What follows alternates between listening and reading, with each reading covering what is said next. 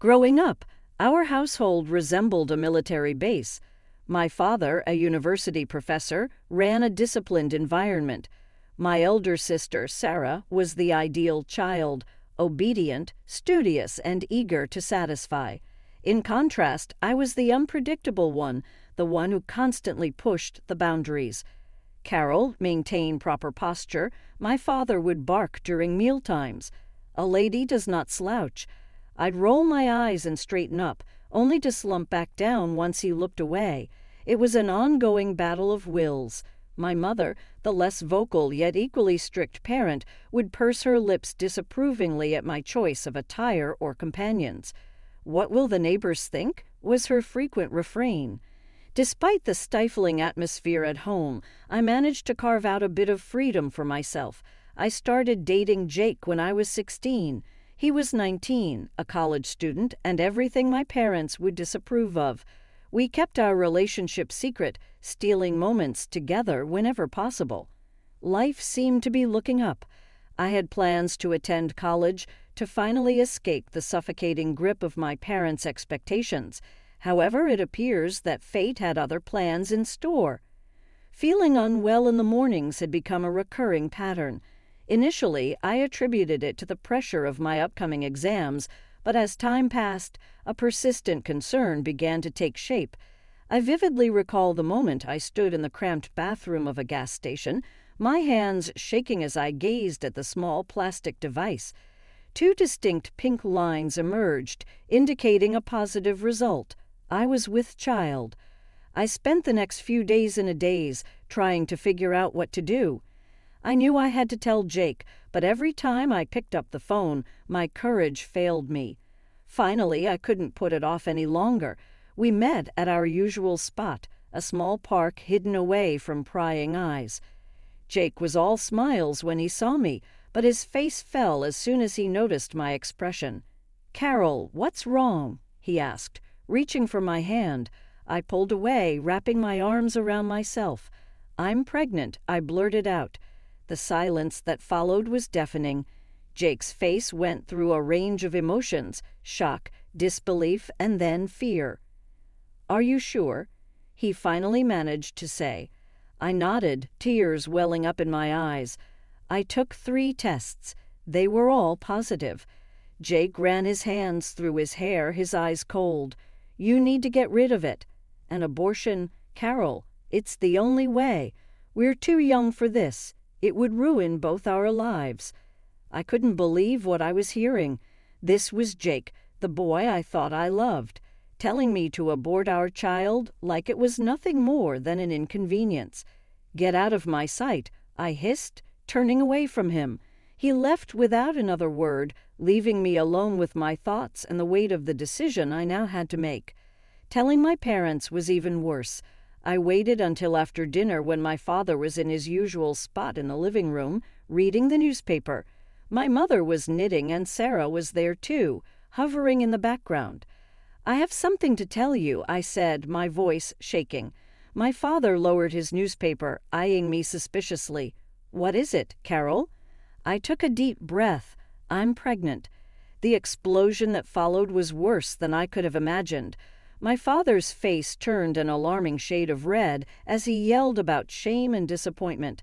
My mother burst into tears, wailing about what the neighbors would think. Sarah just stood there, her face a mask of shock and disgust. "You will get an abortion," my father declared once he calmed down enough to speak coherently. "We'll find a discreet clinic. No one needs to know about this mistake." Despite my initial reluctance, the constant pressure from my family wore me down. A few days later, I found myself sitting in a sterile doctor's office, my mother and Sarah flanking me like prison guards. The doctor, a kind-faced woman in her 50s, reviewed my charts with a frown. She looked up at me, her eyes full of concern. "Carol, I need to inform you of something important," she said gently.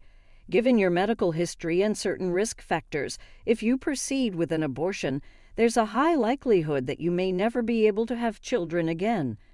The words hit me like a ton of bricks. Never have children again. The choice suddenly became crystal clear. "No," I said, my voice stronger than I expected. "I'm not doing it. I'm keeping this baby." My mother and Sarah rolled their eyes, but I stood firm. The drive home was tense and silent. As soon as we walked through the door, my father was there, expectant. "Well?" he demanded. "She wouldn't do it," my mother spat. "After everything we've done for her." My father's face contorted with rage. "You ungrateful little—" He cut himself off, taking a deep breath. When he spoke again, his voice was cold and final. "Get out," he said. "Pack your things and get out of this house. You're no daughter of mine. I won't have you embarrassing this family with your condition." My mother nodded in agreement, her eyes hard. "You heard your father," she said. Sarah just stood there, silent and judgmental. Tears streaming down my face, I ran to my room and threw some clothes into a bag. As I headed for the door, my father's voice stopped me one last time. "And don't think about coming back. As far as we're concerned, you're dead to us." The door slammed behind me, the sound final and devastating. I was alone, pregnant, and homeless. In desperation, I called the only person I thought might help, my Aunt Linda. She and Uncle Bob had always been the black sheep of the family, living in another state and rarely speaking to my parents. "Carol, what's wrong, sweetie?" Aunt Linda's voice was warm and concerned. Through tears, I explained everything. There was a long pause after I finished. "Where are you now?" she finally asked. "Outside our house. They kicked me out." Another pause. "Stay right there. We're coming to get you." The drive to Aunt Linda and Uncle Bob's house was long, but it gave me time to process everything that had happened. Their house was modest but welcoming. As soon as we arrived, Aunt Linda went into full mother-hen mode, fussing over me and insisting I eat something. Uncle Bob carried my bag to the spare room, which would now be my room. "It's not much," he said, setting the bag down, "but it's yours for as long as you need it." I looked around the small, cozy room and felt a lump in my throat. "It's perfect," I whispered. The next few weeks were a whirlwind of doctor's appointments, discussions about my future, and adjusting to my new life. "We've been thinking," Aunt Linda said one evening over dinner. "We want to help you continue your education." I looked up from my plate, surprised. "What do you mean?" Uncle Bob leaned forward. "We've set aside some money over the years. We never had kids of our own, so we thought we'd use it to help you go to college." I was speechless. After everything that had happened, the idea of being able to pursue my dreams seemed impossible. "I don't know what to say." "Say yes." Aunt Linda smiled. "We believe in you, Carol. This baby doesn't have to mean the end of your dreams." With their support, I enrolled in a local community college, majoring in business management. It wasn't easy balancing classes with doctor's appointments and the increasing discomfort of pregnancy, but I was determined to make it work. I also found a job as a waitress at a local restaurant. The owner, a kind woman named Maria, was understanding about my situation and flexible with my hours. It wasn't much, but it allowed me to start saving for the baby and contribute a little to Aunt Linda and Uncle Bob's household. The day my son was born was the most terrifying and beautiful day of my life. After hours of labor, I held him in my arms, marveling at his tiny fingers and toes. Aunt Linda and Uncle Bob were there, beaming with pride like grandparents. "What are you going to name him?" Aunt Linda asked softly. I looked down at my son's face, so peaceful in sleep. "Daniel," I said. "It means God is my judge, because no matter what anyone else thinks, I know I made the right choice." As I settled into motherhood, juggling a newborn with college classes and work, I often thought about my parents and Sarah. Had they heard about Daniel? Did they ever regret their decision? But I pushed those thoughts aside. I had a new family now, one that accepted me and loved me unconditionally. One day, as I was scrolling through social media during a rare moment of downtime, a post caught my eye. It was from Sarah. My heart skipped a beat as I read it. "Excited to announce that Jake and I are engaged. Can't wait to start our life together." The photo showed Sarah beaming, her arm around Jake, the same Jake who had abandoned me and our child. They looked happy, carefree, like nothing had ever happened. I felt a surge of emotions: anger, hurt, betrayal. But as I looked over at Daniel, peacefully playing in his crib, I realized something. I didn't need their approval. I didn't need their love. I had everything I needed right here. The years flew by in a blur of diapers, textbooks, and late-night study sessions. My last semester was particularly challenging. I was taking extra classes to graduate on time, still working at the restaurant, and chasing after an energetic 3-year-old. Graduation day was a whirlwind of emotions. As I stood in line waiting to receive my diploma, I scanned the crowd.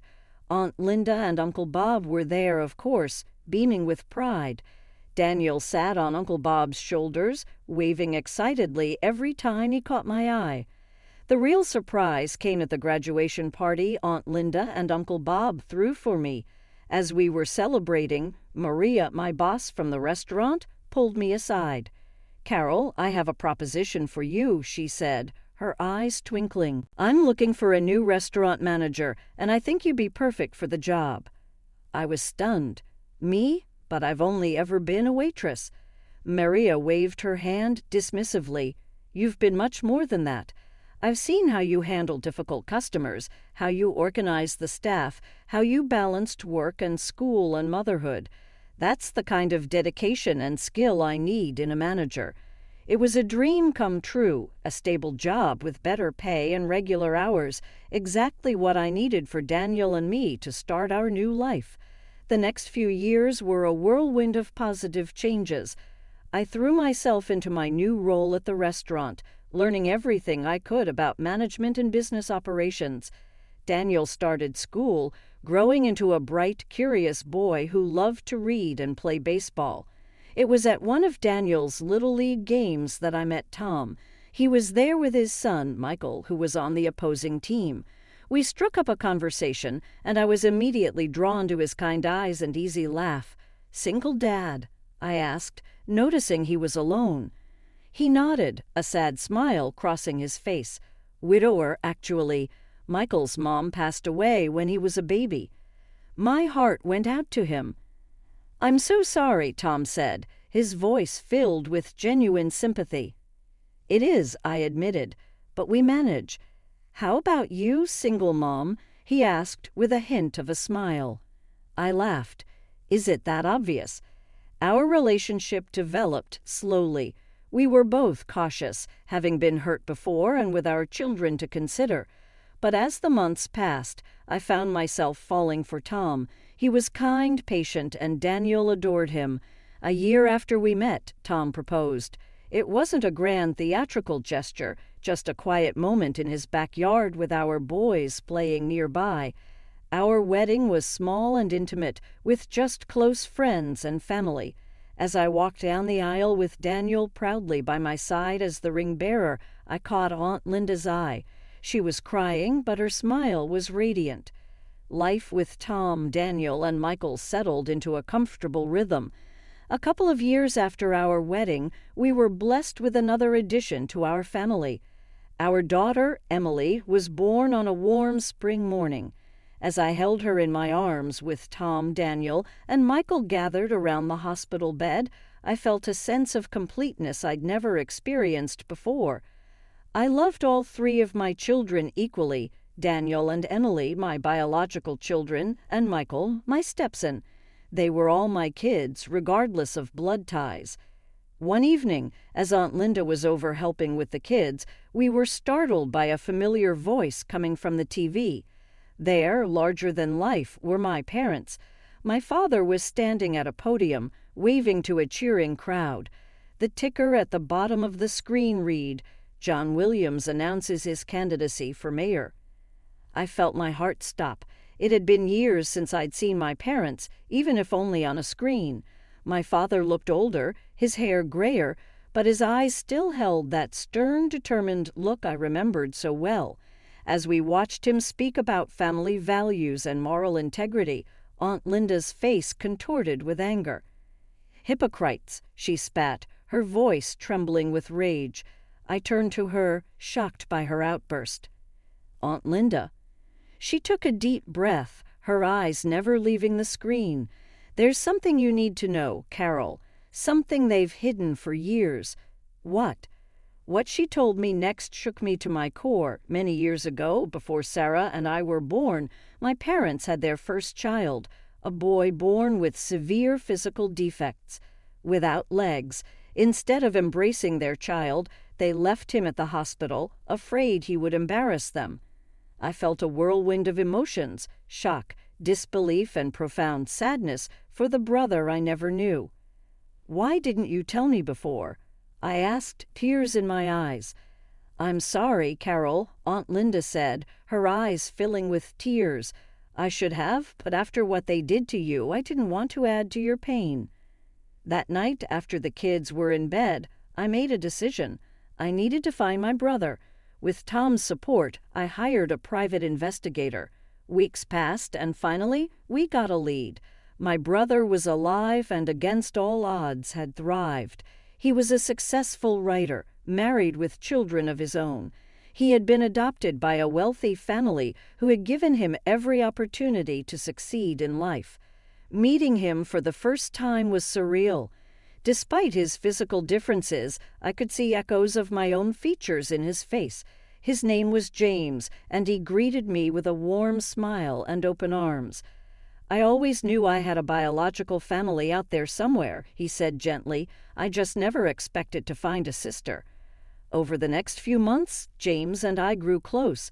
I introduced him to my family, and he welcomed us into his. His wife, Sarah, a coincidence that made me laugh, and their 2 children became part of our extended family. 20 years had passed since that fateful day when my parents kicked me out of their house. Life had moved on, bringing its share of joys and sorrows. My eldest, Daniel, was now 19 and had just started college on a baseball scholarship. I couldn't have been prouder of the young man he'd become. One lazy Sunday afternoon, as I was scrolling through news articles on my tablet, a familiar face caught my eye. It was my father, looking older but still carrying that air of self-importance I remembered so well. The headline read, "Mayor John Williams discusses family values in exclusive interview." Curiosity got the better of me, and I clicked on the video. For a few minutes, I listened to my father espouse the importance of family integrity and moral values. Then the interviewer asked about his children. My father's face softened into what I recognized as his public sympathy look. "I have one daughter, Sarah," he said. "She's the light of our lives. Tragically, we lost 2 of our children. The pain never really goes away, but it's made our family stronger." For days I seethed with quiet rage. How dare they erase me and James and paint themselves as tragic, sympathetic figures? Then, almost as if fate was intervening, James called. "Carol, guess what? I'm doing a book signing in our hometown next week. It would mean the world to me if you could come." "I wouldn't miss it for the world," I told James, a plan already forming in my mind. The following week, I found myself back in the city of my childhood. As I walked the familiar streets, memories flooded back, some good, many painful. I pushed them aside, focusing on what I needed to do. The book signing was being held in the grand ballroom of the city's most prestigious hotel. As I entered, I saw that James hadn't exaggerated. It seemed like half the town was there, local celebrities, business leaders, and politicians, all mingling and waiting for the event to begin. And there, in the front row, sat my parents and Sarah. My father, now the mayor, looked every inch the distinguished politician. My mother, elegantly dressed, smiled and nodded at acquaintances. Sarah was sitting next to them. They hadn't seen me yet. I took a seat near the back, my heart pounding so loudly I was sure everyone could hear it. James rolled onto the stage in a wheelchair to enthusiastic applause. He looked confident and at ease in the spotlight. As he began to speak about his book and his life, I saw my parents nodding sympathetically. "I was born with a severe physical disability," James was saying. "No legs and other health issues. My biological parents abandoned me at the hospital, unable or unwilling to care for a child with my needs. I watched my father's face carefully. He showed no sign of recognition, just the carefully crafted mask of a politician expressing appropriate concern for a constituent's sad story. I was fortunate, James continued. I was adopted by a wonderful family who gave me every opportunity to succeed. But I always wondered about my birth family. Who were they? Why did they give me up? The room was silent, all eyes fixed on James. I stood to the side, my heart racing, waiting for the moment that would change everything. Then James smiled, his eyes twinkling with a mix of mischief and determination. "But that's not the end of our story," he said. "You see, I found my family. My sister Carol is here with us today." He turned towards me, extending his hand. "Carol, would you join me on stage?" A collective gasp rippled through the audience as I stepped into the spotlight. I saw recognition dawn on many faces. After all, I had grown up in this town. But the most striking reactions came from the front row. My parents' faces drained of color, their expressions a mixture of shock, fear, and dawning comprehension. Sarah looked like she'd seen a ghost. They knew their carefully constructed facade was about to crumble. My parents stood abruptly, clearly intending to make a hasty exit, but I wasn't about to let them escape the truth. "Again, Mom, Dad, please stay," I called out, my voice echoing through the now silent room. "I think it's time we had an honest conversation, don't you?" They froze, trapped by the eyes of the entire audience. Slowly, reluctantly, they sank back into their seats. I took a deep breath. "Many of you knew me growing up. You knew my family. But there's a lot you didn't know, a lot that's been hidden for far too long." And then I told them everything, how my parents had abandoned James at the hospital, ashamed of his physical differences, how they'd hidden his existence while building their reputation on a foundation of lies. I recounted how history had repeated itself when I got pregnant at 18. They hadn't offered support or understanding. Instead, they demanded I have an abortion, ignoring the doctors who said it could leave me infertile. And when I refused, they kicked me out, pregnant and alone, thrown away to protect their precious reputation. Gasps and murmurs rippled through the crowd. I saw looks of disgust directed at my parents, who seemed to shrink in their seats. For years, I'd heard them talk about family values and morality, but their actions told a different story. They had abandoned 2 of their children when we needed them most and erased us from their lives to maintain their perfect image. The room erupted into chaos. People were shouting, some at my parents, others at each other. Journalists who had come to cover what was supposed to be a simple book signing were now frantically taking notes or speaking rapidly into their phones. Amidst the uproar, I locked eyes with my father. The man who had loomed so large in my childhood now looked small and defeated. My mother was openly weeping while Sarah sat frozen, her face a mask of shock and confusion. In the days that followed, the story exploded. It was all over the local news, then national news. My father's political career evaporated overnight. The man who had preached about integrity and family values was exposed as a hypocrite of the highest order. His position as mayor became untenable, and he resigned within a week, citing personal reasons. But everyone knew the truth. The college where he had taught quickly distanced themselves, terminating his position. Amidst all the chaos, one thing became clear. My sister Sarah had made her choice. She stood firmly by our parents, refusing to acknowledge the truth of what they had done. "You've ruined everything," she hissed during a brief phone call. "Don't contact me again. You're dead to me, just like you're dead to Mom and Dad." But life has a way of throwing curveballs when you least expect them.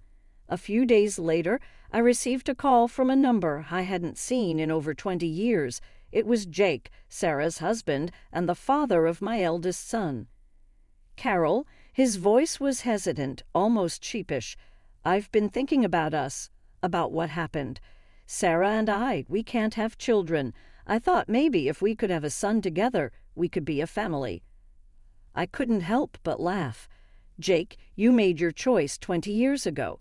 You abandoned me when I was pregnant with your child. You married my sister, and now, just because you can't have children with her, you think you can come back to me. No, that's not how this works. But Carol. No, Jake. I have a wonderful husband and a beautiful family. I don't need you, and I certainly don't want you. Goodbye. I hung up, feeling a sense of closure I hadn't realized I needed. However, the surprises weren't over. The next day, I received another unexpected call. This time it was from Jake's parents. Carol? A tentative voice asked. This is Martha, Jake's mother. We just found out about Daniel. Is it true? Do we have a grandson? The conversation that followed was emotional and eye-opening. It turned out that Jake and my parents had told them I'd had an abortion and run away from home.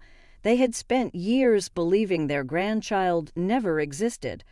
Martha's voice trembled as she spoke. We'd like to meet him, if that's all right with you. We understand if you don't want us in your lives. I paused, considering their request. While they weren't responsible for Jake's actions or my parents' lies, they too had been victims of the deception. Okay, I finally said, I'll talk to Daniel and see if he's open to meeting you. The meeting between Daniel and his paternal grandparents went surprisingly well. Tears, hugs, and much catching up filled the air as the compassionate Daniel welcomed them with open arms. In the months that followed, James and his family became a regular part of our lives, bringing laughter and love into our home. Aunt Linda and Uncle Bob doted on all the grandchildren, regardless of biological ties. As for my parents and Sarah, I heard occasional updates. They had moved away, hoping to escape the scandal. Part of me felt sympathy for them, but I knew I had made the right choice in telling the truth.